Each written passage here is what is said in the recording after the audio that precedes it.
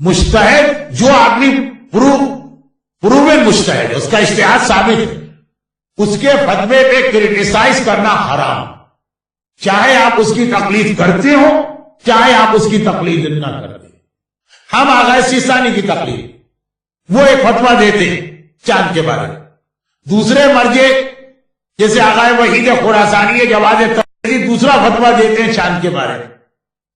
ہم اپنے مرجع کی تقلید میں ہمیں ان کے فتوے کو ماننا، ہمارے لیے حرام ہے اس پہ کرٹیسائز کرنا، لیکن جو دوسرے مرجع کا فتویٰ ہے جو ہم کو نہیں ماننا، اس پر بھی ہم کو کرٹیسائز کرنا حرام۔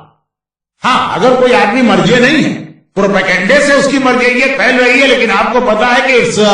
فالس یا فیک مرجع، وہ الگ مسئلہ، لیکن جو مرجع ثابت ہے آپ تقلید کریں چاہے تقلید نہ کریں،